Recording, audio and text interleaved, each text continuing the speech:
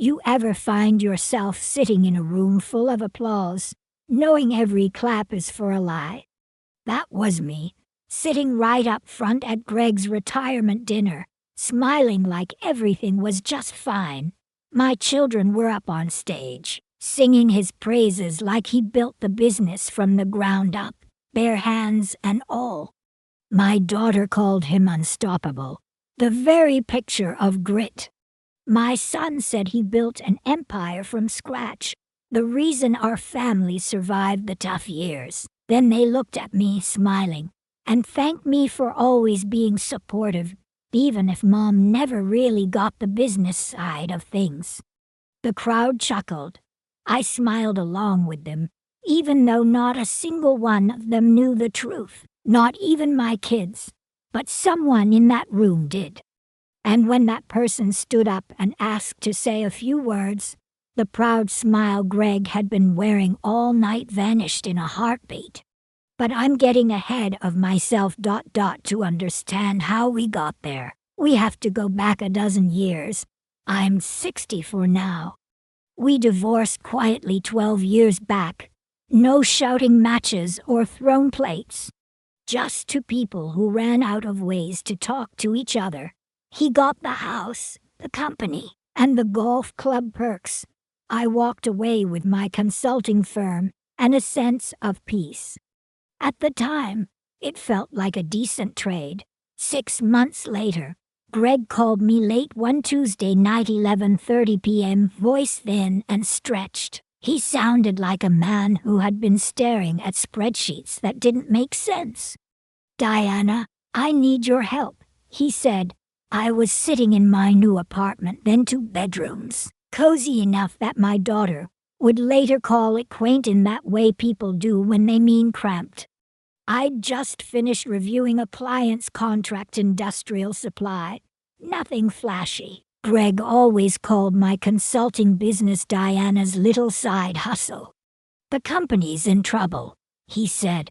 "No cash flow, miss payroll, vendors breathing down my neck." I took off my glasses and stared at the ceiling. We were married 23 years, and not once had he asked for my input on his company. "What exactly do you need?" "I need you not to tell the kids," he said. "They think I've got it all together. Rachel's always saying she wants to be like me. Paul treats me like some business guru. I can't let them know I screwed up."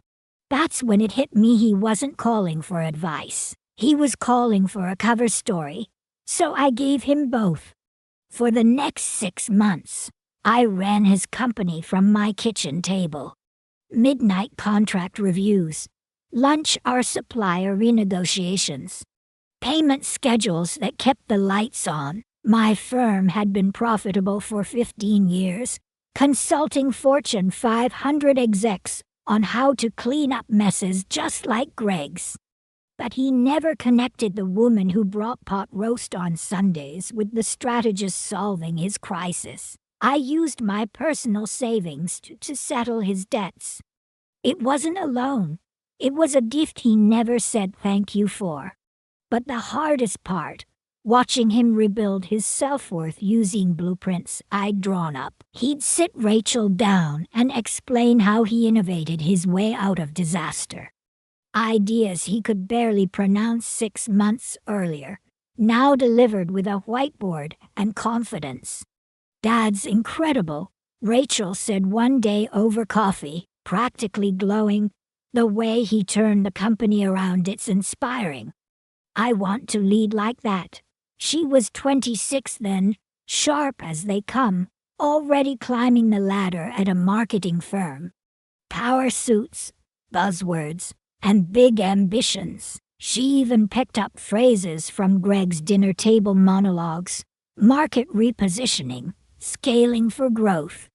"He's definitely something," I said, pouring her another cup. "Mom, you should have seen his board presentation," she said, her eyes sparkling. He had graphs, charts, forecasts. It was genius. I took notes for my next client pitch. I smiled and nodded while my heart splintered just a little more. The projections she was raving about. I'd put them together at 2 a.m. in my kitchen, cross-referencing trade reports I bought out of pocket. That's wonderful, sweetheart. You know what I love most about Dad. He never backs down, no matter how bad things get. He always pushes through. That's the kind of parent I want to be someday. I nodded again, though something inside me tightened like a knot pulled too hard. Paul wasn't any easier. He'd started calling Greg every Sunday for business advice. I'd sit on the couch in my small apartment, listening as my son treated his father like the second coming of Warren Buffett. Dad, when do you know it's time to pivot? Dad, what's your outlook on next quarter? Dad, I'm thinking of switching firms. What would you do? Greg would dole out advice like wisdom baked into his DNA, when 6 months earlier he'd been one step from bankruptcy. The kids never asked me for business advice. Why would they? As far as they knew, I helped mom and pop shops file taxes and tidy up their offices. Greg had spent over 2 decades diminishing my work until even I questioned its value. At family gatherings, they hung on Greg's every word when he spoke about strategy. When I mentioned a new client, they smiled politely and moved on. Mom's always been so detail-oriented, Rachel would say with a sweet pat on my hand, like I was good with grocery lists and calendars. For 12 years, I watched this show play out. Greg delivering speeches on leadership and grit. My kids building their futures on principles that came from my laptop. They looked at him like a legend and at me like a nice woman who baked good banana bread. I never said a word because they needed someone to look up to. And I needed to live with myself. So there I was, that Tuesday night, watching Rachel stand behind a podium and speak like she ran Wall Street. The Armani suit I'd helped her pick out hugged her like armor. She looked powerful. She sounded invincible. My father, she said with polished certainty, held our family together through the hardest times. A wave of agreement passed through the crowd. I took a sip of red wine that tasted like shame. He never let us feel the strain, she continued. While Mom was, she paused, trying to choose her words, getting her footing with consulting. Dad gave us stability. How thoughtful, I thought, to acknowledge my little phase while celebrating his supposed triumphs.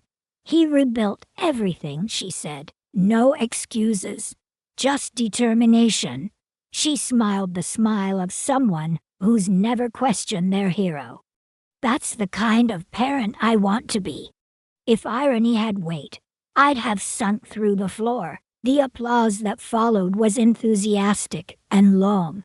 Greg stood, kissed her cheek, and gave his signature humble head tilt. He always did that, like adjusting his tie made him more credible. Then Paul stepped up. My boy looked so grown in that suit. He held the mic like he was addressing investors. My dad, he said, showed me what it means to face adversity head-on.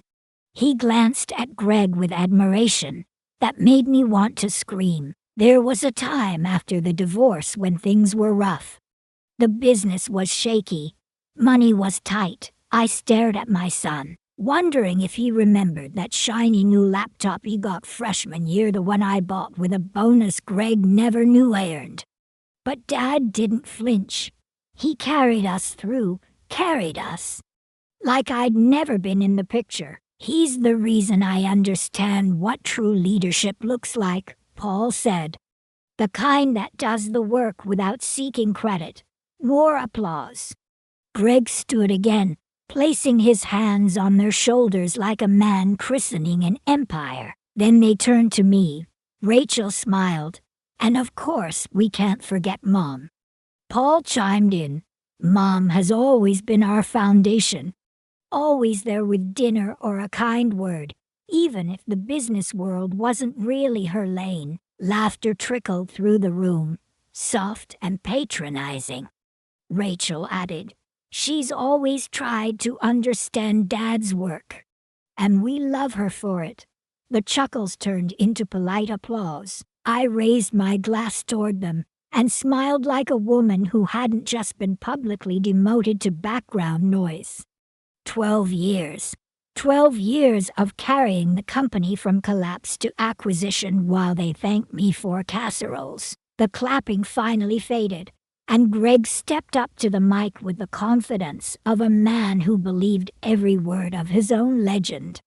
He adjusted the microphone like he was about to deliver a presidential address. He wore the charcoal suit I picked out for our anniversary 3 years before we stopped being partners in any real sense. "Some habits die slower than marriages. Thank you," he began, his voice smooth, practiced. "Thank you all for being here tonight." He scanned the room with that sweeping gaze he used to use at board meetings, pausing just long enough to make everyone feel seen. His eyes landed on mine briefly, and he gave me a small nod. "The kind you give a loyal witness, not a contributor, you know," he said. "Retirement usually means reflecting on the past, but standing here tonight, I find myself thinking about the future." He had always been good at this, drawing people in like he was about to share a secret that could change their lives. My children spoke beautifully about perseverance and grit. He placed a hand over his heart, like sincerity could be mimicked through choreography. But what they don't know, what I've never shared, is just how close we came to losing everything. The room hushed. Even Rachel and Paul sat straighter, as if their father was unveiling a classified document. After the divorce, things fell apart, he said, jaw tightening. Cash flow dried up. Vendors threatened to pull out. Employees weren't sure their checks would clear. I remembered that moment well, because that's when he called me, voice cracking over the phone, begging for help. I could have folded, he continued. Many would have. But I looked at my kids and knew I had to find another way. He tugged at his tie again, a move he used to do before big pitches, back when I used to write them for him. "So I went back to square one," he said. "I restructured every contract, streamlined every process. 18-hour days, fueled by coffee and sheer willpower." The room hung on his every word. They didn't know I had written those restructuring plans between client calls in my apartment. Didn't know I paid off vendors with money from my own savings account. He was narrating my life like it had always belonged to him.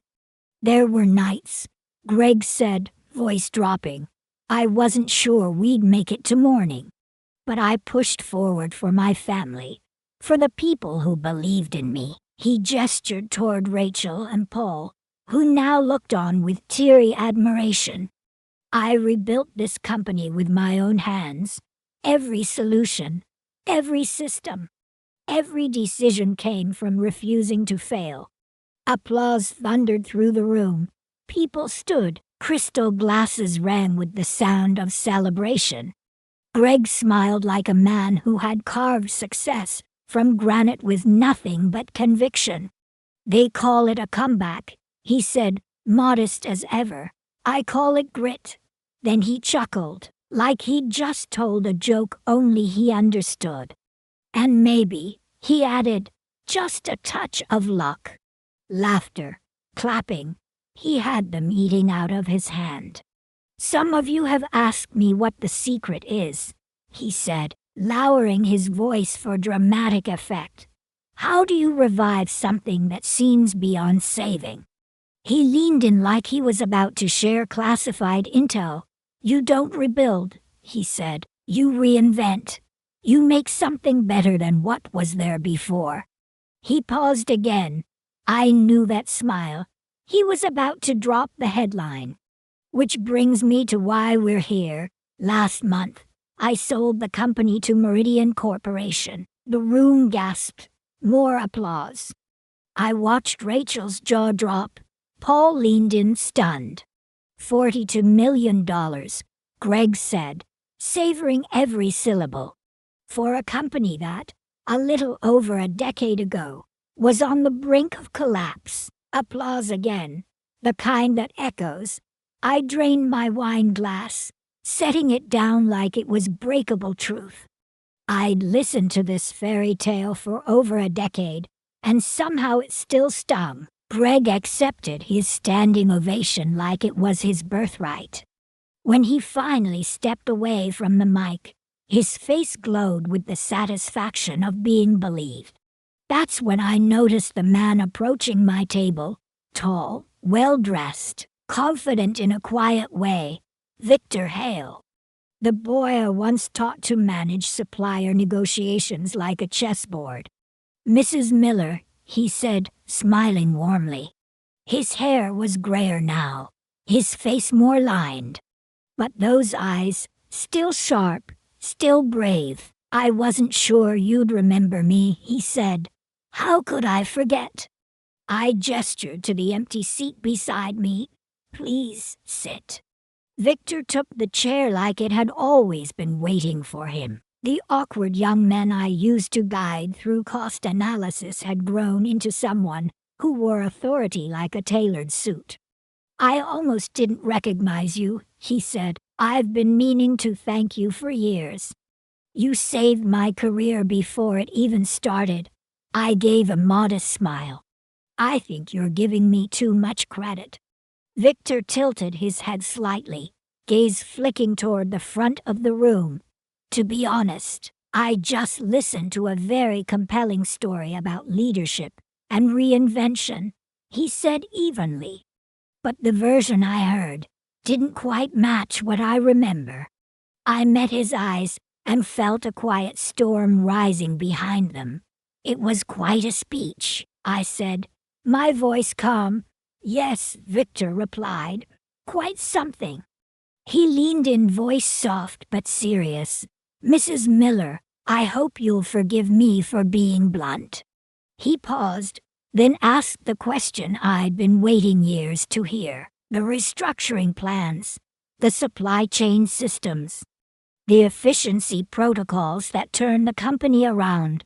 Those weren't Greg's, were they? I reached for my water glass, giving myself a second. What makes you think that? Because I was there. His voice held no hesitation.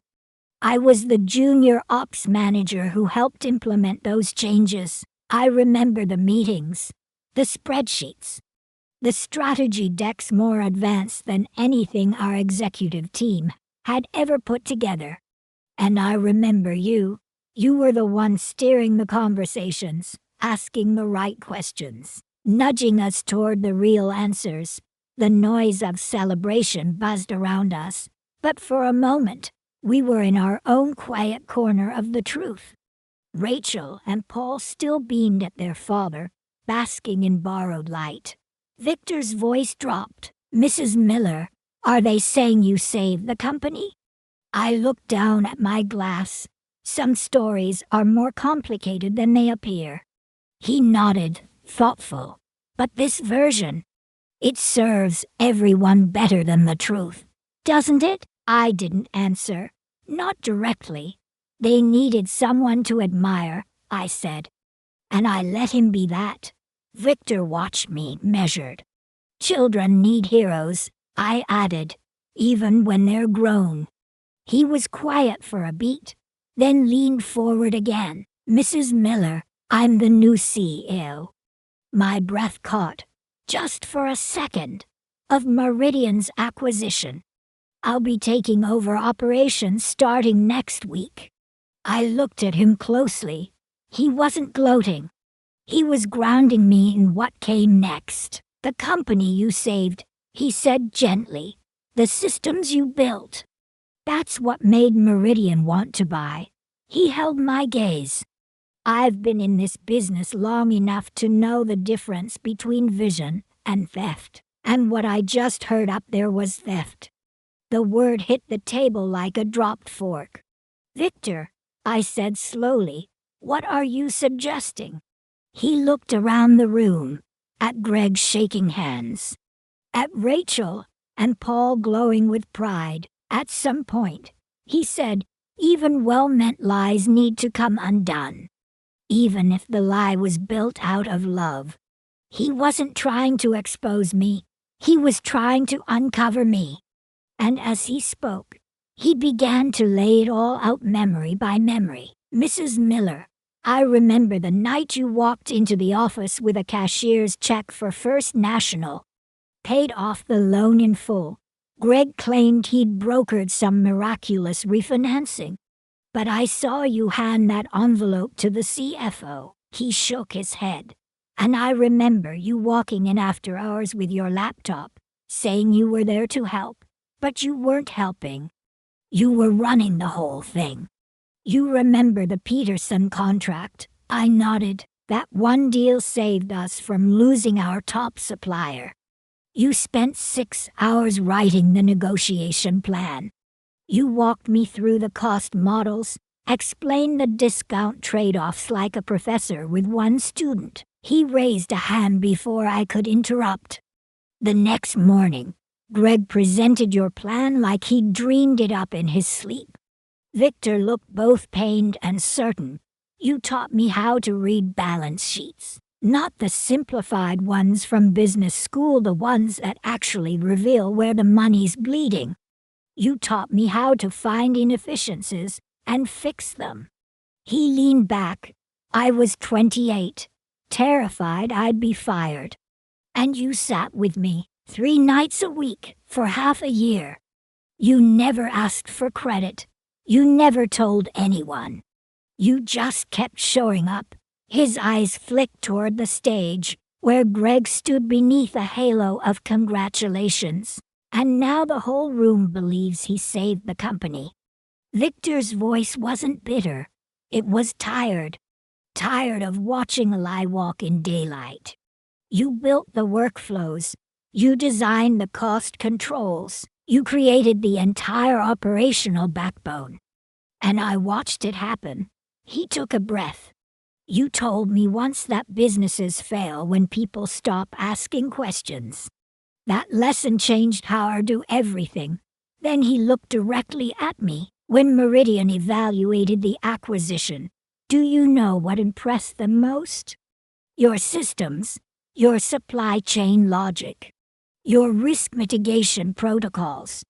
Everything you designed while Greg played CEO. He glanced at the stage. That man just told 400 people he innovated his way to a $42 million sale. But you're the reason it was worth anything at all. The words sat between us like a stone dropped into deep water. Victor, I asked quietly, what are you planning? Victor didn't answer right away. He scanned the room like a man weighing not just logistics, but consequences.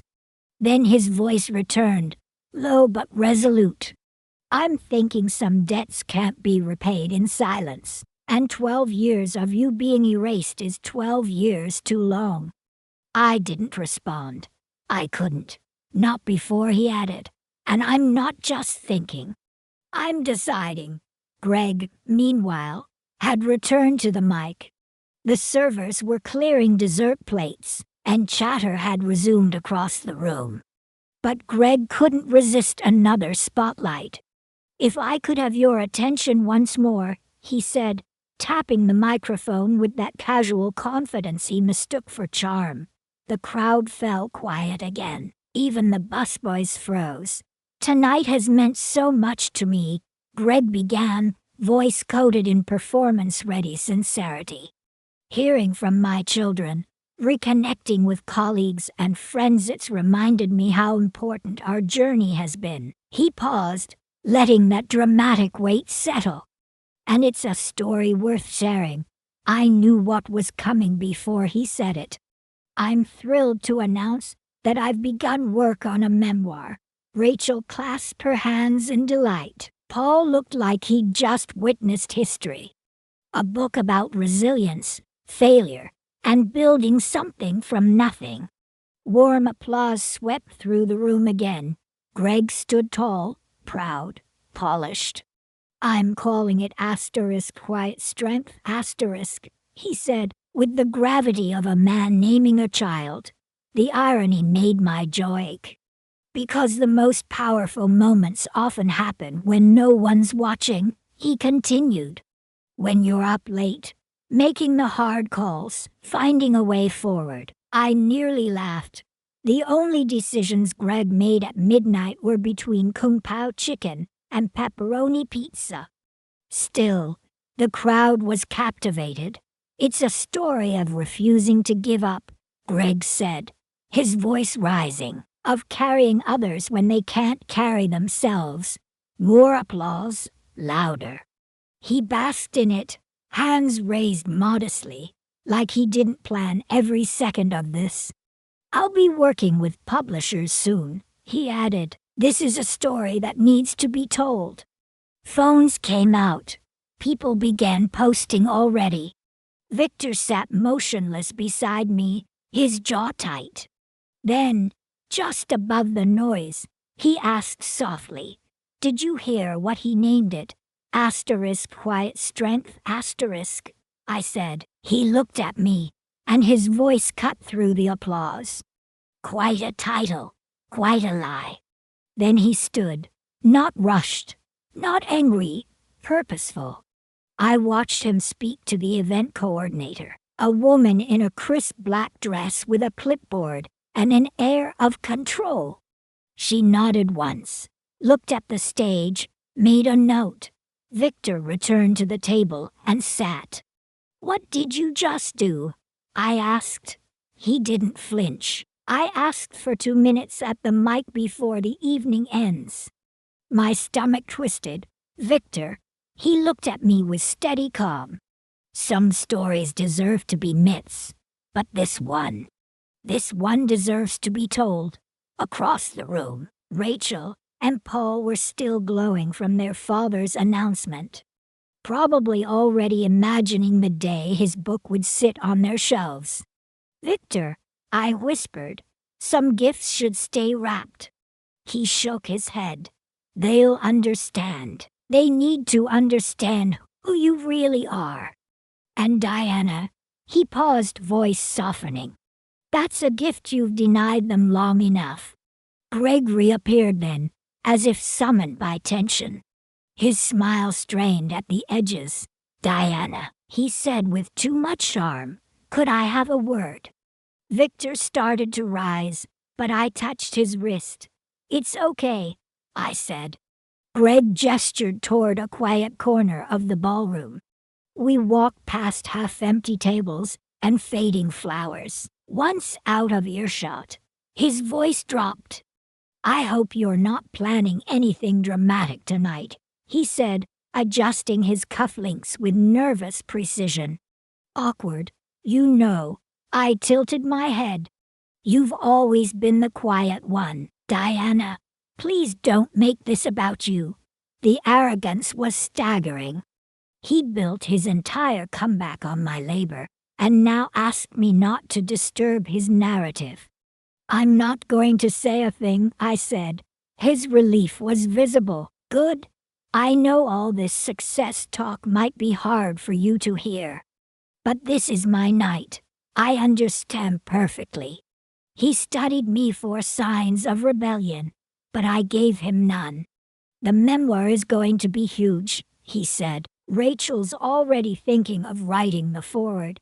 Publishers love a good redemption arc. Yours could even get a little mention. Supportive ex-wife, stood by through tough times." I nodded slowly, marveling at how small he could make me in a story I built. "Greg," I said softly, "your guests are waiting." He gave a satisfied nod and strode back toward his admirers, basking again in the glow of a borrowed spotlight. I returned to my seat. Victor met my eyes. "Let me guess," he said. "He asked you to stay quiet?" "He did." "And you agreed?" "I did." Victor smiled. but it wasn't a kind smile. Do you know what they taught me in business school? He looked toward Greg, who was now laughing with a group of executives. The difference between a contract and a promise. A contract binds both parties. A promise only works when everyone honors it. The event coordinator checked her clipboard, glanced toward the mic. The night was winding down, but not quite over. "Victor," I said, my voice quiet but steady, "whatever you're thinking of doing." "I'm thinking of telling the truth," he said, matter of fact. "The only question is whether you're ready to hear it said out loud." Before I could reply, the coordinator stepped onto the stage. She tapped the microphone twice.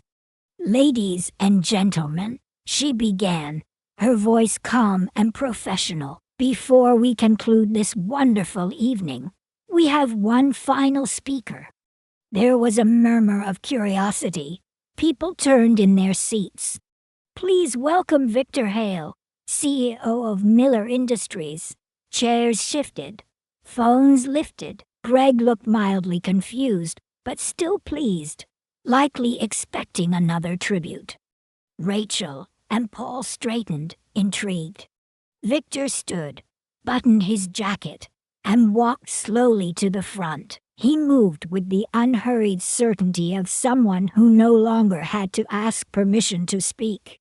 When he reached the microphone, the room fell silent. Even the servers stopped mid-pour. "Thank you," Victor began, voice smooth, calm. "I'll keep this brief, I promise." A few polite chuckles.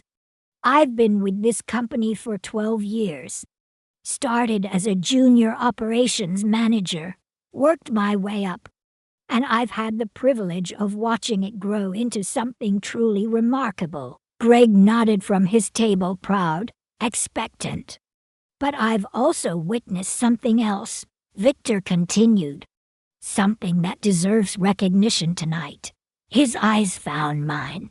In 2012, this company was 3 weeks from bankruptcy. The crowd stilled. Victor's tone remained measured. The leadership team was in crisis. Suppliers were pulling out. Payroll was uncertain. Employees were scared. He paused. And that's when someone stepped in. Someone who worked 18-hour days rebuilding our infrastructure. Someone who guaranteed contracts with her own money. Someone who taught us how to read real financials and negotiate deals that kept us alive. Greg's face began to shift, confusion giving way to dread. Victor held the room like a seasoned speaker.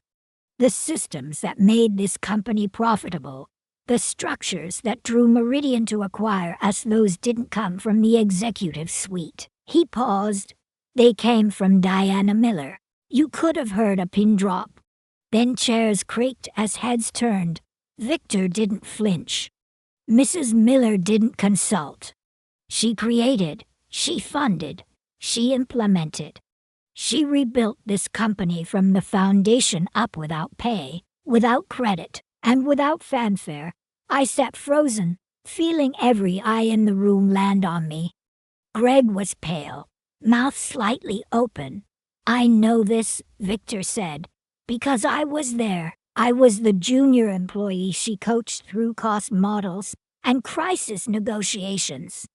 I sat with her in late-night sessions where she created the plans that saved us." Victor's voice grew stronger.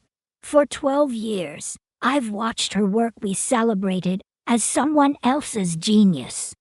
And tonight, I listened to an announcement about a memoir that will immortalize a story Diana wrote in silence." The room was still. People were listening with their whole bodies. Diana Miller didn't just save a company. She saved careers, families, futures. She did it with grace, without demanding anything in return. He looked at Greg, then back at the room. But some people deserve to be remembered. And some truths are too important to stay buried. He stepped back from the mic. For a beat, no one moved. Then a single clap, then another, then the room erupted, louder than anything Greg had received all night. Applause that didn't just acknowledge me, it lifted me. I sat still, stunned, as my children turned to look at me with new eyes. Rachel was the first to speak. Her voice was soft.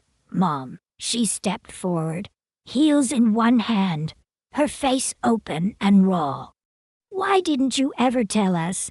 I looked at my daughter, once so sure of her father's legend.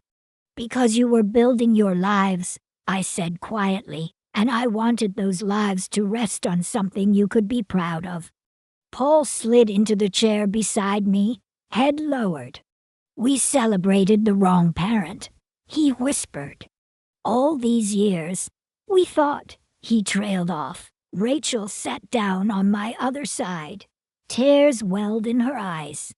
"All the advice I give, the strategies I use at work, I thought they came from Dad." I gave her a small smile. "Some of them did. Most of them didn't." She dropped her head into her hands. "I've been parroting your brilliance while treating you like you didn't get it." I looked at her, then at Paul. "You both learn it from the best," I said, not without irony. "You just didn't realize who that was." Paul stood and walked around the table. "Can I hug you?" he asked, his voice cracking. "Not the quick holiday hug. The real kind." I rose, and he wrapped his arms around me, tightly.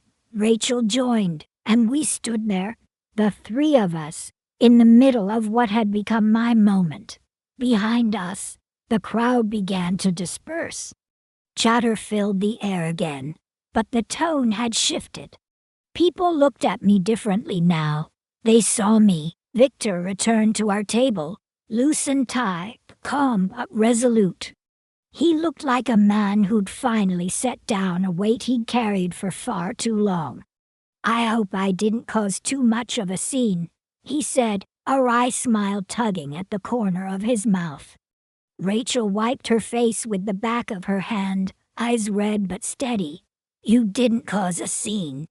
You corrected the record." Victor nodded, eyes warm. "Your mother saved my career when I didn't know how to save it myself. She taught me to ask better questions and to stop mistaking volume for competence. Everything I've built since then has her fingerprints on it." Paul looked at him. "So what happens now?" Victor glanced around the nearly empty ballroom. "Now I go back to running a company built on your mother's systems.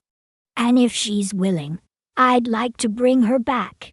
Senior strategic consultant. We're expanding, and I need someone who can see the broken pieces before anyone else even realizes they exist." I sat there, letting it settle in. Not surprise exactly, just a shift, like something that had been off-kilter had finally clicked into place. "That's generous," I said. Victor shook his head. "No, that's smart. You'd be doing me the favor." Rachel leaned forward, her voice hesitant but hopeful. "Mom, when you take that job because you are going to take it, right?" She smiled through the tears. "I want to learn from you, really learn. No more pretending to listen while thinking about client calls." I reached out and touched her hand. "I'd like that." Paul stood again and came over, his voice soft. "We didn't just misread the story, Mom. We edited you out of it." "I'm sorry. I'm so damn sorry." I stood, and he hugged me again, this time tighter, with a kind of urgency I hadn't felt from either of my children in years. Rachel joined us, slipping into my other arm. And for a long, quiet moment, the three of us stood there in the heart of an empty ballroom, surrounded by the ashes of someone else's myth. Greg sat alone now, still at his table, staring at his hands like they were supposed to hold answers that no longer made sense. I didn't feel pity, and I didn't feel triumph. What I felt was simple. I felt acknowledged. For the first time since the divorce, the people who mattered most knew who I truly was. And that, it turned out, was everything I'd needed. Victor had said some truths were too important to stay buried. Even when the burial had come from love, he was right. So that's my story. If you've made it this far, I'd love to know, was Victor right to speak the truth out loud? Or should he have let the legend live on? Leave a comment. And if stories like this speak to you, you know where to find me. There's more where this came from.